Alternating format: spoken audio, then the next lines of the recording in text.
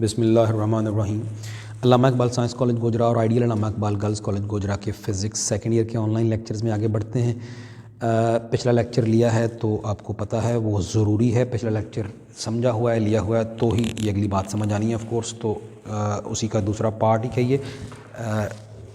कल आपका एक ये वाला क्वेश्चन नंबर 6 जो था ये हमने सारा कर लिया था। फोटो इलेक्ट्रिक इफ़ेक्ट क्या है, कैसे होता है, उसके मुख्तलिफ पहलू, उसके एक्सपेरिमेंटल रिजल्ट्स, और फिर एंड पे जो यहाँ नहीं दिया था मैंने कहा था आपने लिखना है फेलियर ऑफ क्लासिकल थ्योरी या failure of electromagnetic wave theory of light to explain photo electric effect. तो फिर क्लासिकल फिज़िक्स तो फेल हो गई। और मैंने आपको पिछले लेक्चर में बताया था कि ये बहुत हद तक उसी तरह की बात है। पिछले लेक्चर के कहीं शुरू में बताया था, जब बताया था कि यहाँ कुछ मिसिंग है वो आना है, कि जैसे बच्चों ब्लैक बॉडी रेडिएशन में याद करें, आपको बताया था, मैं जल्दी से वो पेजेस दिखा भी दूँ तो यहाँ पर जब कहीं पहुँचे थे तो बताया था कि ये जो कर्व्स थी इनकी पूरी वजाहत नहीं कर पाई थी क्लासिकल फ़िज़िक्स के जो मतलब थ्योरी थी या जो उसके लॉज थे। तो बहुत से साइंसदानों ने ट्राई की थी, लेकिन फिर कामयाबी किसे मिली, प्लैंक साहब को 1900 में। और उन्होंने क्या बेसिक आइडिया पेश किया, जो अछूता जो नया आइडिया था। उन्होंने कहा कि जी वो गलती क्या थी, ये सारी बातें याद होंगी आपको, मैंने बताई हुई हैं। उन्होंने कहा कि गलती ये थी कि वो जो एक्सप्लेन जिनसे नहीं हो पा रही वो सारे साइंसदान पुराने ख्यालात यानी पुरानी थ्योरी यानी रेडिएशन जो हैं, ब्लैक बॉडी रेडिएशन या जो इलेक्ट्रोमैग्नेटिक वेव्स हैं या इलेक्ट्रोमैग्नेटिक रेडिएशन है, उनको कंटिन्यूस वेव के तौर पर ले रहे हैं, ना कि छोटे छोटे पैकेट्स या बंडल की शक्ल में। उसने कहा कि अगर बंडल की शक्ल में इनको फ़र्ज़ करें तो फिर ये पूरी सेटिस्फाई हो जाती है कि ये सारा ये कर्व्स कैसी हैं, क्यों हैं। कुछ ऐसी ही बहुत हद तक मिलती जुलती बात अब यहाँ करने लगे हैं। तो क्लासिकल फिज़िक्स तो नहीं एक्सप्लेन कर पाई थी कैसे, क्यों, क्या क्या नहीं एक्सप्लेन कर पाई थी, वो पीछे मैंने बता दिया था, टेक्स्ट बुक से देखा था वो पैरा जो यहाँ ऐड करना है। अच्छा, तो अब तो फिर मॉडर्न फिज़िक्स ने कैसे एक्सप्लेन कर दिया जो क्लासिकल फिज़िक्स नहीं कर पाई, वो दोनों तीनों पॉइंट जो बताए थे आपको। आइंस्टाइन साहब ने एक्चुअली एक्सप्लेनेशन दी थी, लेकिन उसी कॉन्सेप्ट की बेस पर ही दी थी आइंस्टाइन साहब ने एक्सप्लेनेशन जो मैक्स प्लैंक साहब ने पेश किया था। वही क्वांटम थ्योरी ऑफ लाइट कह लें या क्वांटम थ्योरी ऑफ रेडिएशंस। और हमने वो 3 बातें कर ली थी पिछले लेक्चर में कि आइंस्टाइन साहब ने 3 बातें की थी कि जी वाकई उन्होंने कहा था मैक्स प्लैंक साहब ने सही कहा है कि ये जो क्वांटम नेचर है रेडिएशन की, ये ऑल पॉसिबल इलेक्ट्रोमैग्नेटिक वेव्स या इलेक्ट्रोमैग्नेटिक रेडिएशन का लाजमी हिस्सा है। और दूसरा उन्होंने कहा था कि ये फर्दर इनको सब डिवाइड नहीं किया जा सकता इन बंडल्स या पैकेट्स ऑफ एनर्जी को, जिनको उसने फिर तीसरा पॉइंट था कि फोटोन का नाम दिया था। ये मैंने तीनों दोहरा दिए जो आइंस्टाइन ने कहा था। तो अब आइंस्टाइन ने ही ये सारी जो बातें एक्सपेरिमेंटल रिजल्ट्स हैं जो क्लासिकल फिज़िक्स से एक्सप्लेन ना हो पाए, तो उनकी एक्सप्लेनेशन के लिए उसने कहा कि जी अगर आप ये यहाँ पर तसव्वुर कर लें जो मैक्स प्लैंक का आइडिया है कि वो जो लाइट चल के आती है, वो जो हमने डेफिनेशन में देखा था फोटो इलेक्ट्रिक इफेक्ट की डेफिनेशन में, कि लाइट आके इंसिडेंट हुई थी किसी मेटल सरफेस पर सूटेबल फ्रीक्वेंसी वाली, अबव थ्रेशोल्ड फ्रीक्वेंसी। अब हमें पता है सूटेबल फ्रीक्वेंसी से मुराद है frequency of incident light that is above threshold frequency, तो तब ही फोटो इलेक्ट्रिक इफेक्ट होगा। तो इसने कहा कि वो जो लाइट आके मेटल सरफेस पर पड़ी है सूटेबल फ्रीक्वेंसी वाली, वो आप उसको कंटिन्यूस वेव के तौर पर ना लीजिए। आइंस्टाइन ने कहा, उसने कहा इनको आप ज़र्रों पर मुश्तमिल, बंडल्स या पैकेट्स पर मुश्तमिल, क्वांटा जो होते हैं यानी फोटोन है, उन पर मुश्तमिल आती हुई लाइट को फ़र्ज़ करें। तब उसने कहा कि जी ये बातें जो समझ नहीं है क्लासिकल फिज़िक्स वालों को वो एक्सप्लेन हो जाएंगी। यानी सादा लफ्ज़ों में, मेरा फ़िक्रा सुनना, नोट करना मैं क्या कहने लगा हूँ।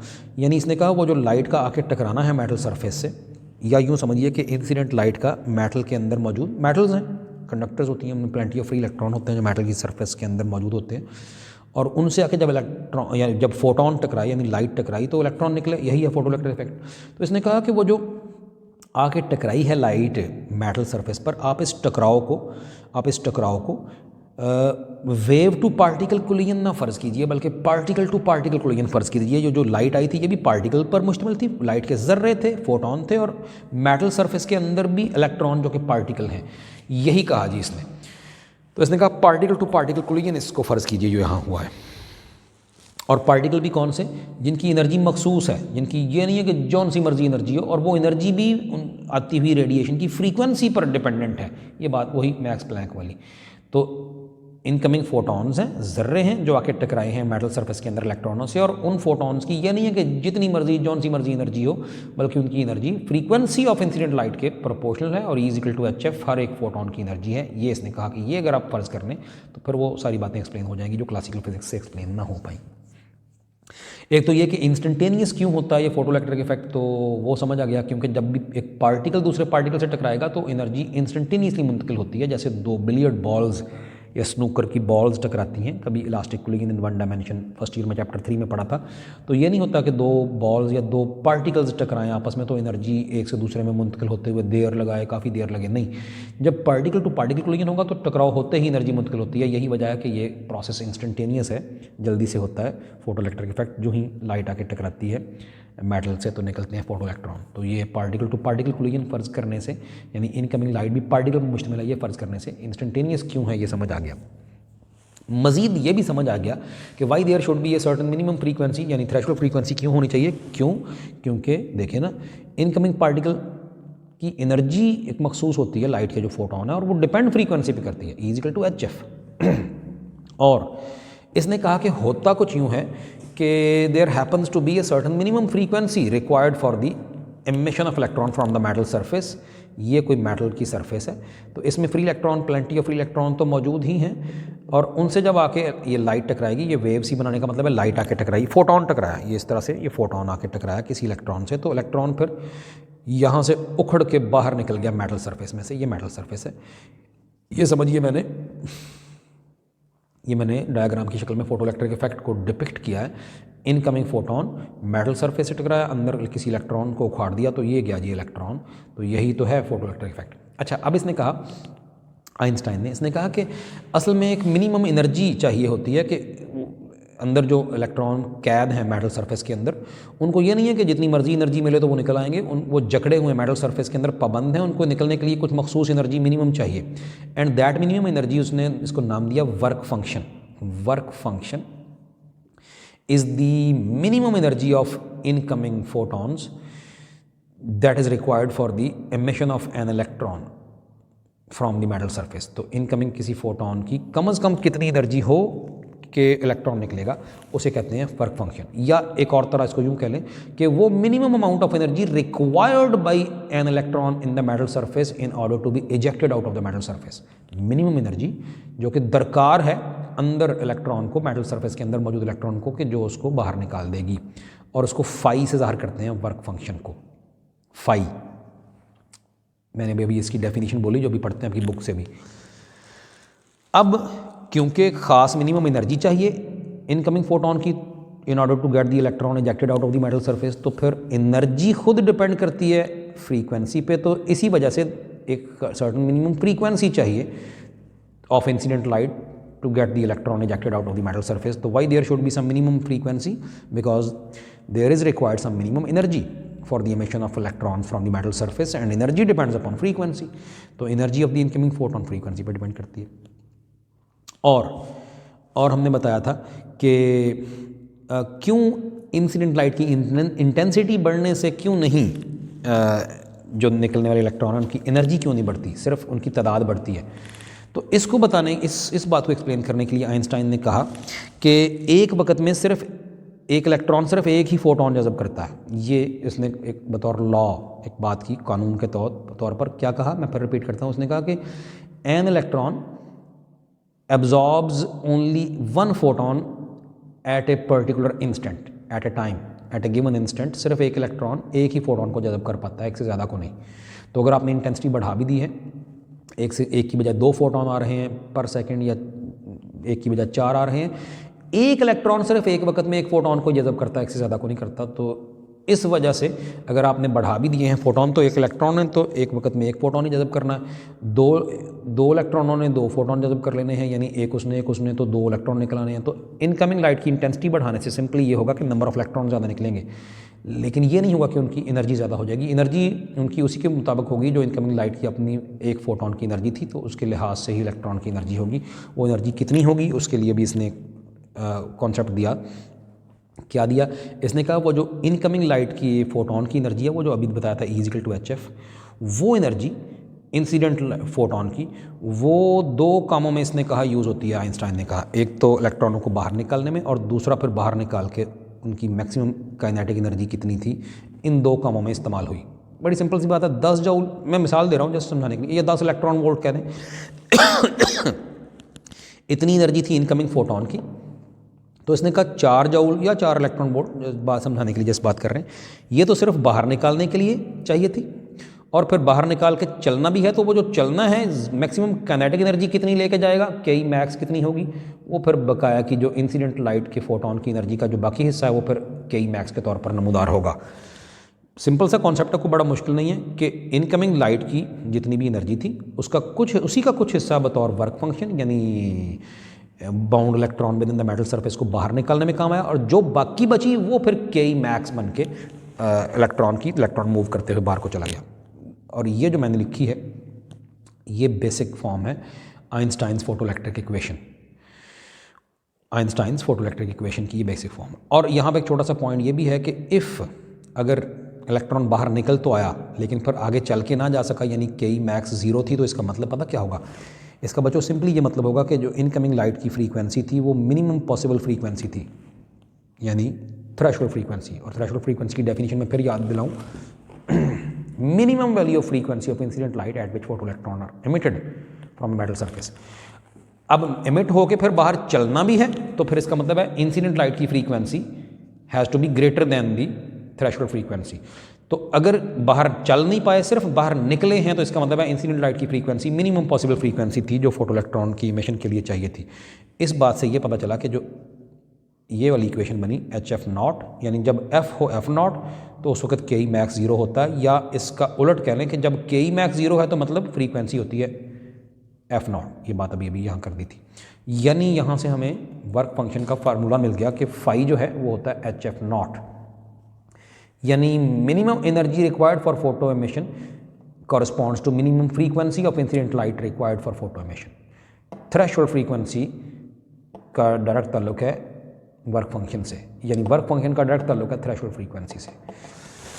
तो यही सारी बातें फिर आगे फिर जाके ये इक्वेशन क्या बनी इसी वजह से, तो ये इक्वेशन बनी HF इज़ इक्वल टू, अब मैं फाई की जगह HF0 लिखता हूँ जो अभी बताया कि उसकी वैल्यू है, प्लस के मैक्स। ये भी another form of Einstein's photoelectric equation है। और यहाँ से बच्चों फिर थोड़ी सी और भी कर सकते हैं, इसको उधर ले जाएं, तो HF minus HF0 is equal to K max, तो यूँ भी लिख सकते हैं ऑफ कोर्स। तो ये मुख्तलिफ तरीके हैं इस इक्वेशन को लिखने के, आइंस्टाइन्स फोटोइलेक्ट्रिक इफेक्ट की इक्वेशन को लिखने के। अब यही सारी बातें आपकी किताब पे भी इसी तरह से हैं, और वीडियो जब चाहें फिर से पीछे से दोबारा देख के वही चीज़ें फिर देख सकते हैं। तो मैं अब ये सारा कुछ इसकी रीडिंग करने लगा हूँ। और एक पॉइंट अभी रह गया, वो इसने हेडिंग बनाई है नीचे जाके, Y do all the emitted electrons not poses the kinetic energy of maximum value. जितने भी फोटो इलेक्ट्रॉन निकलते हैं सबकी सेम क्यों नहीं होती एनर्जी, कुछ की मैक्सिमम होती है, कुछ की थोड़ा कम होती है, क्यों होती है वो थोड़ा सा पॉइंट अभी बाद में बयान करेंगे। और फिर एंड पे नोबेल प्राइज़ हम अता करेंगे आइंस्टाइन, मतलब अता किया गया वो बताएंगे कि आइंस्टाइन साहब को इस एक्सप्लेनेशन की वजह से मिला। चलें जी, ये पढ़ने लगे थे ना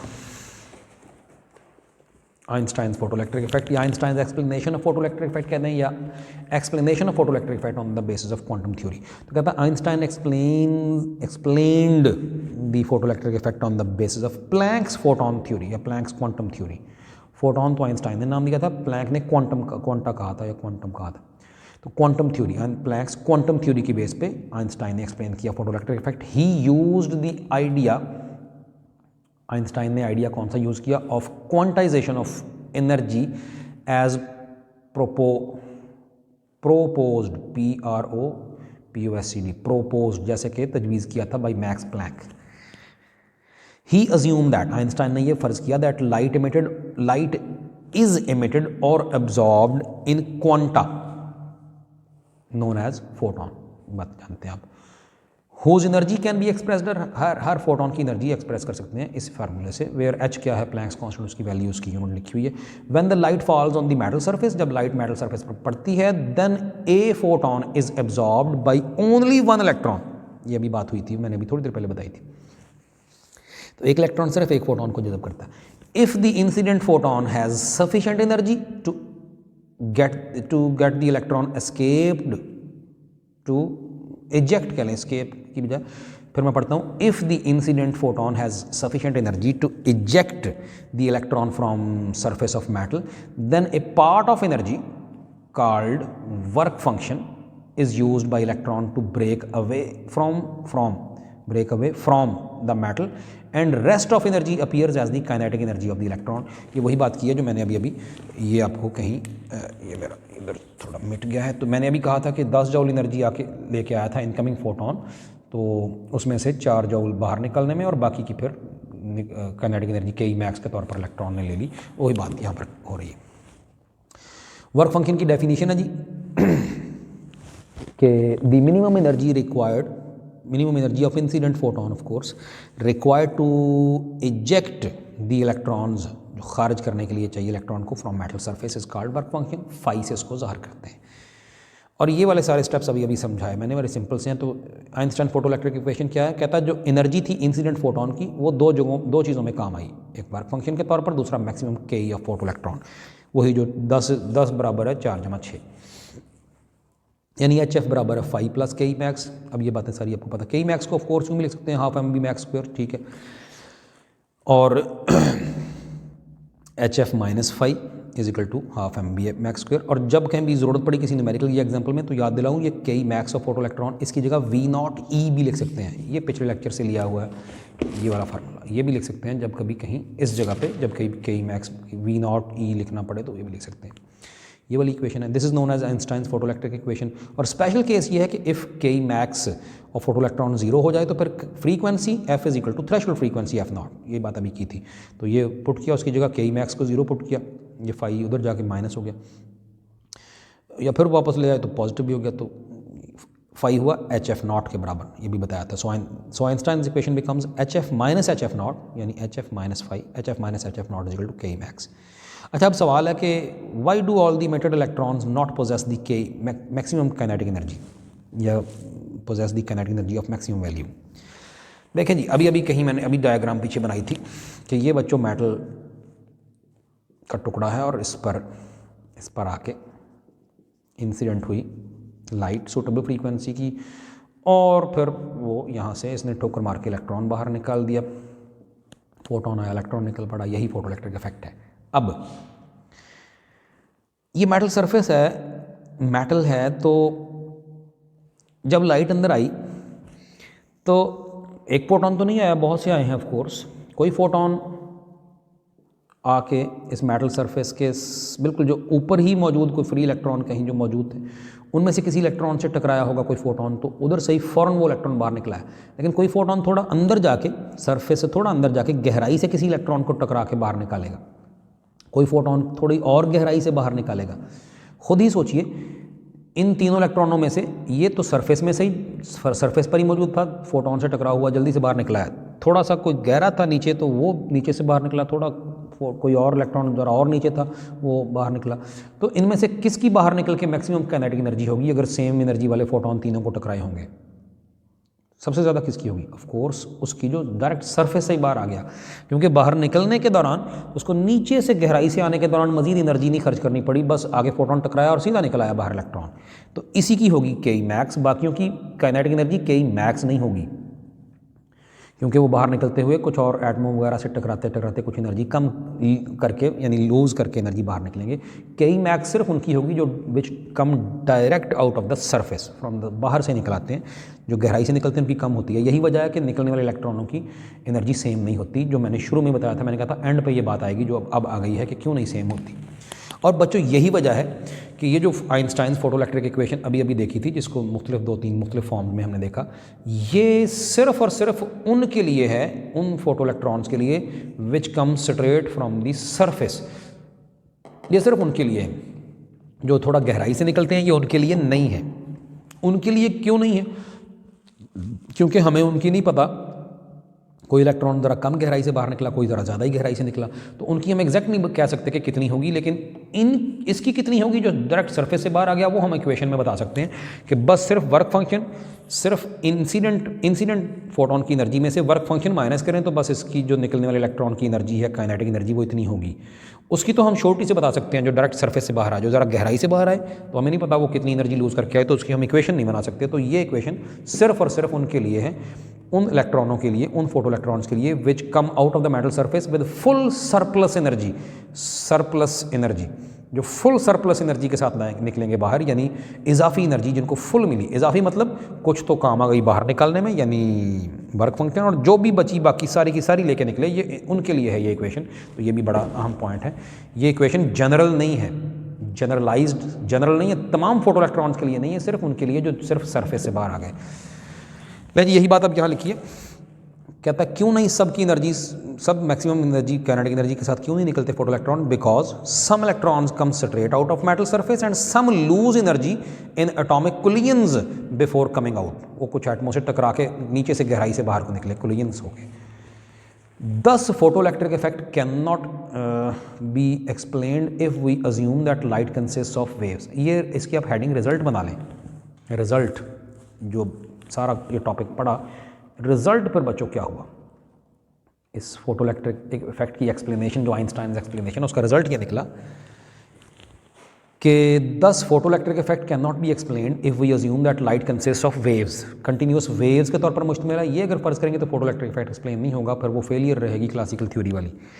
and energy is uniformly distributed over it's wave front, तो लाइट चलती है वेव फ्रंट बना के, तो एनर्जी सब पूरे वेव फ्रंट पर एक जैसी फैली हुई है, ये नहीं फ़र्ज़ करना, बल्कि ज़र्रे ज़र्रे ज़र्रे ज़र्रे दाने दाने हैं, ये फ़र्ज़ करेंगे तो हम एक्सप्लेन कर पाएंगे।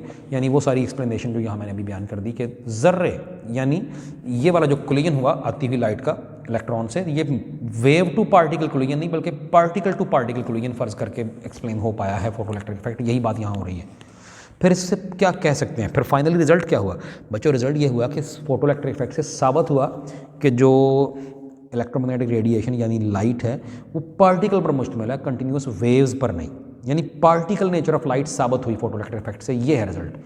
तो कहता है कि photoelectric effect can not B explain, ये नहीं एक्सप्लेन हो सकेगा इफ़ वी अज्यूम, अगर ये फर्ज करें कि light consist of waves, light wave यानी कंटिन्यूस वेव्स पर मुश्तमिल है और एनर्जी पूरे वेव फ्रंट पर यूनिफॉर्मली डिस्ट्रीब्यूटेड है, अलग अलग ज़र्रे ज़र्रे नहीं है बल्कि एक कोई पूरा वेव फ्रंट है। ये अगर फ़र्ज़ करेंगे तो फिर तो नहीं एक्सप्लेन होगा। It can only be explained by assuming light consist of corpuscles, corpuscles लफ्ज़ है, ज़र्रे, ज़र्रात, corpus packets, bundles of energy known as photons, तब ही एक्सप्लेन हो पाएगा फोटोइलेक्ट्रिक इफेक्ट। 10 ये है जी जो मोटा करके बोल्ड करके लिखा हुआ है। तो फाइनल पूछा जाए कि फिर फ़ायदा क्या हुआ या फाइनल कंक्लूजन क्या हुआ फोटोइलेक्ट्रिक इफेक्ट की एक्सप्लेनेशन जो है मॉडर्न फिजिक्स वाली, उसका तो ये है 10 photoelectric effect shows the particle nature of light. ये है जी बड़ी अहम बात।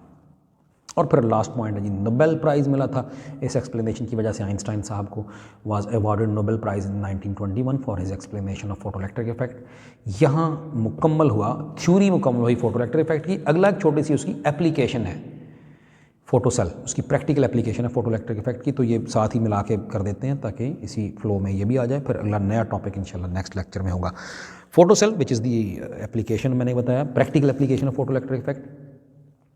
इसकी कुछ हेडिंग्स वगैरह बना के आपकी इस नोट्स वाली बुक वाले ने बताया। ये बच्चों जो डायग्राम देख रहे हैं ये उसकी समझिए एक्चुअल डायग्राम है फोटोसेल की।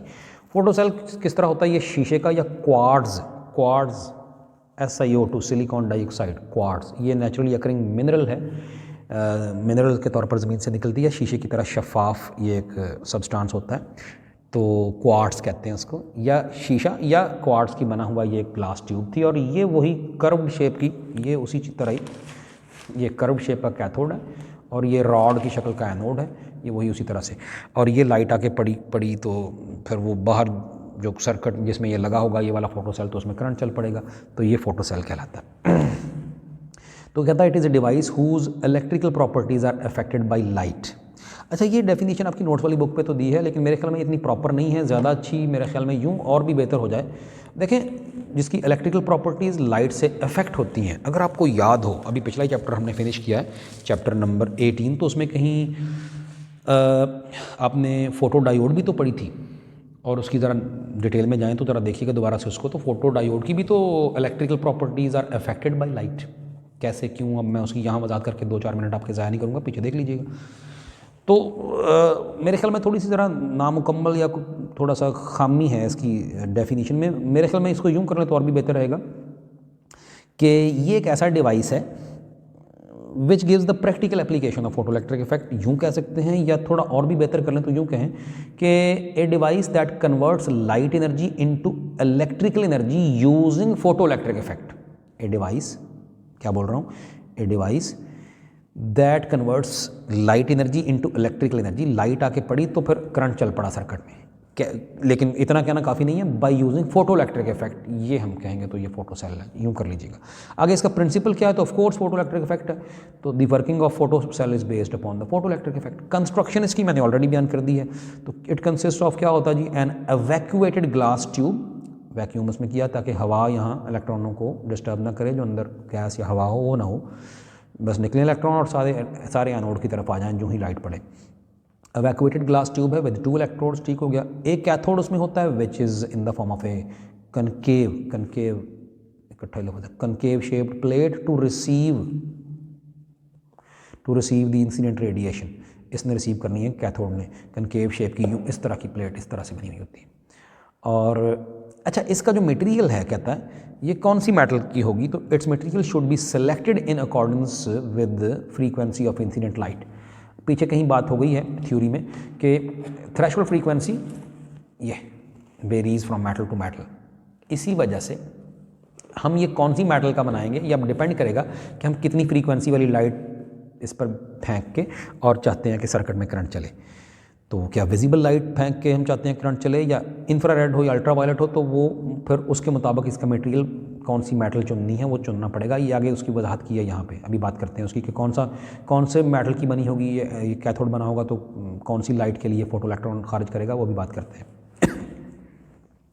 ये 2 मैंने डॉट से काट दिए हैं, ये वाले और ये वाला, क्योंकि ये एक ही चल रहा है कि एवैक्यूएटेड ग्लास ट्यूब पहला डॉट हो गया, दूसरा डॉट कैथोड होता है जिस कनकेव शेप प्लेट होती है जिसने रिसीव करनी होती है इंसिडेंट रेडिएशन, और उसका मटेरियल कैसा होना चाहिए कि according to the frequency of incident light, वो अभी बात करते हैं। और उसके बाद एन एनोड है जी, which is in the form of thin straight rod, ये सीधा रॉड है बारीक सा, so as not to block, ये डॉट भी इजाफी है, so as not to block the cathode from the incident light. ये बारीक सा रॉड होता है ताकि इसके इर्द गिर्द से आके कैथोड पर इजीली लाइट आके पड़ जाए, ब्लॉक ना कर दे ये लाइट को, पतला सा, इसीलिए एनोड होता है रॉड की शक्ल में। और फिर बच्चों लाइट एमिटेड बाई, ये गलत लिखा है, लाइट एमिटेड बाई कैथोड, भाई कैथोड लाइट नहीं खारिज करता, यहाँ हेडिंग आनी चाहिए थी,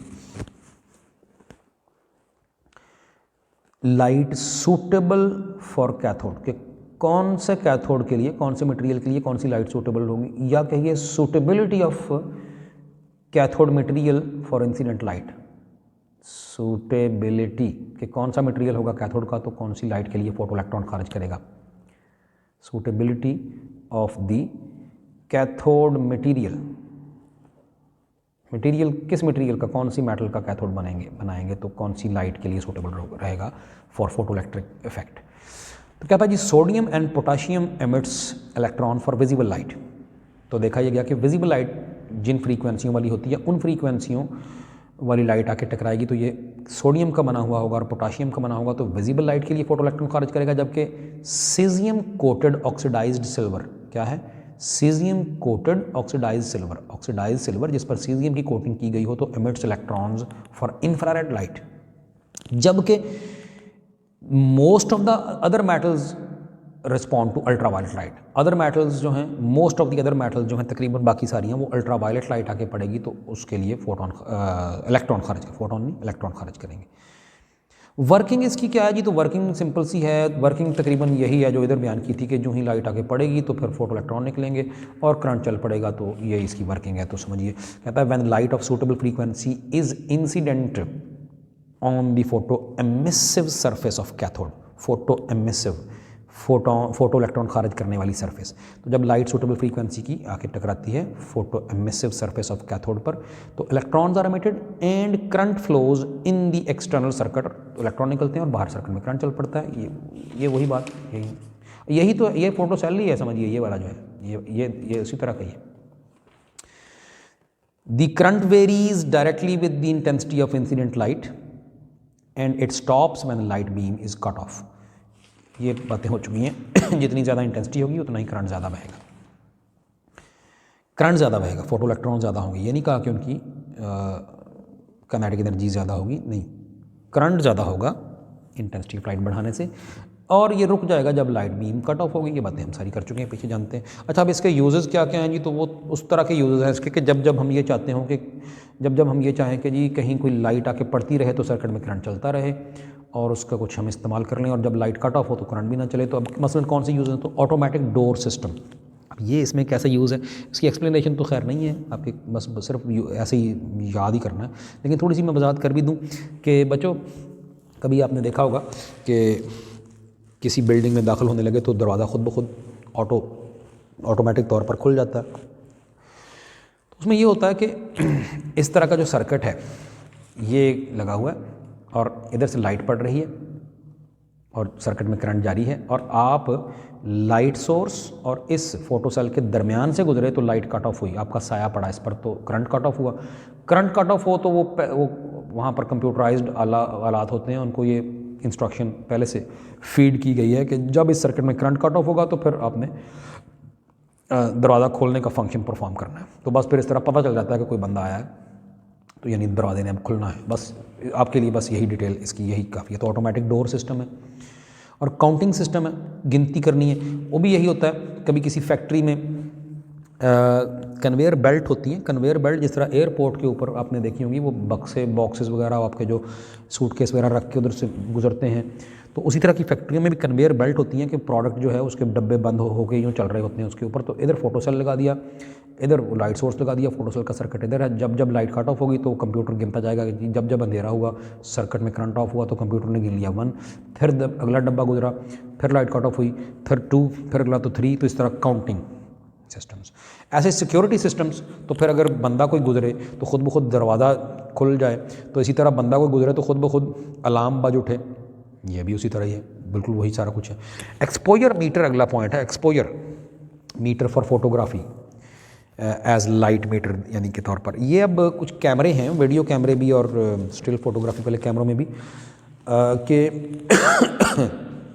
ये एक चीज़ लगी हुई होती है, फोटो सेल वहाँ लगा हुआ होता है। एक्सपोजर मीटर कि कितना ज़्यादा लाइट का एक्सपोजर है, कितनी ज़्यादा इंटेंसिटी है लाइट की, तो उसके लिए ये वहाँ इसका इस्तेमाल है फोटो सेल का कि क्या उस वक्त दिन चढ़ा हुआ है और इतनी सूरज की लाइट है कि आपको फ्लैश की ज़रूरत ना पड़े, या फिर चाहिए होगा फ्लैश लाइट, तो वो ये करंट कितना बह रहा है, वो फिर कितनी लाइट आके पड़ी तो उसके मुताबिक कितना फोटो करंट है, तो वो कम है करंट या ज़्यादा है तो उससे डिसीजन हो जाता है कि जी अब यहाँ पे चाहिए होगा लाइट, फ्लैश लाइट चाहिए होगी या सूरज की लाइट ही काफ़ी है। तो ये एक्सपोजर मीटर फोटो सेल का इस्तेमाल करते हुए ये तय करता है।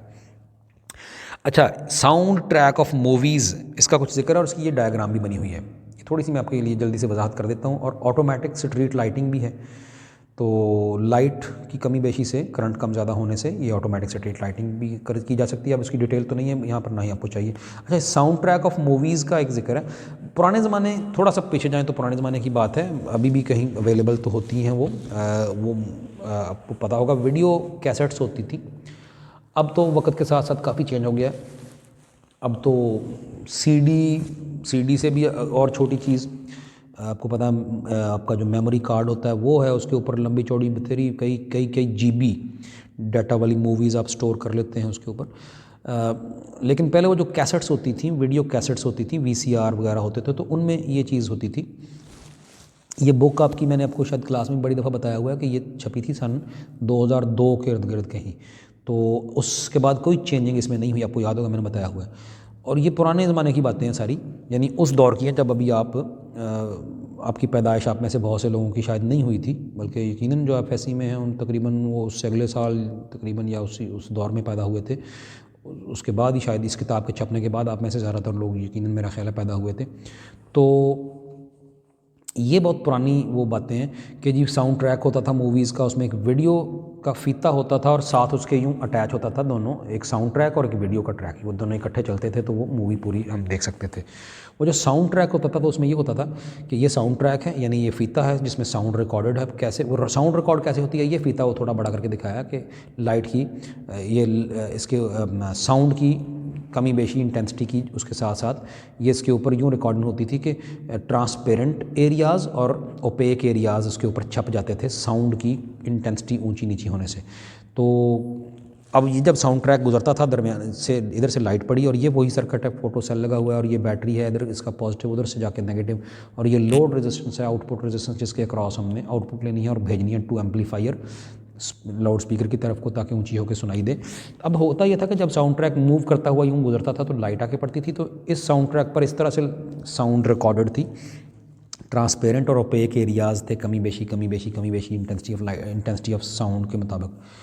तो अब कभी ज़्यादा यहाँ से गुजर के ज़्यादा लाइट पड़ी इस कैथोड पर, कभी कम पड़ी, ज़्यादा कम according to the variations in the sound that was recorded on this sound track. तो कभी कम कभी ज़्यादा, कभी कम कभी ज़्यादा, उसी के मुताबिक कभी कम करंट कभी ज़्यादा, कभी कम करंट कभी ज़्यादा इस रेजिस्टेंस के क्रॉस आउटपुट पे जाएगा, यानी ऊंच नीच वेरिएशंस करंट की जाएंगी, और वही वेरिएशंस वाली वेव फॉर्म वो करंट की वो फिर लाउड स्पीकर को जाएगी, तो उसी को ऊंचा करके वो सुना देगा हमें, और इस तरह हमें आवाज़ सुनाई देगी, कंप्रेशंस, रेयरफैक्शंस, ऊंच नीच की शक्ल में। उम्मीद है को बात थोड़ी समझ आई हो, नहीं भी समझ आई तो खैर कोई इतना मसला नहीं है, ये आप बस इतनी ही आपके लिए थी, इसकी कोई लंबी चौड़ी वजाहत है भी नहीं, ना इसने कोई बल्कि एक फ़िक्रा भी नहीं लिखा इसने, तो ना टेक्स्ट बुक वाले ने ना ही आपकी इस बुक वाले ने, बस सिर्फ ये है कि जी ये उसका सर्किट है, किसी कोई शॉर्ट क्वेश्चन वगैरह शायद आ जाए कि जी give a circuit off, chance कम है वैसे, लेकिन अगर आ जाए तो ये सर्किट है कि जी वो सर्किट बयान करें जिसमें साउंड ट्रैक ऑफ मूवीज़ जो है उसमें फोटो सेल का इस्तेमाल है, तो ये सर्किट है। चलें बहुत है जी, ठीक हो गया। फोटो इलेक्ट्रिक इफेक्ट यहाँ तक हर लिहाज से मुकम्मल हो गया, उसकी एप्लीकेशन समेत। इसका अगर जिक्र हुआ आपके क्वेश्चन की वर्डिंग में कि discuss a practical application of photo electric effect या फिर डिस्कस फोटो सेल, फिर करना है वरना नहीं करना। Thank you very much.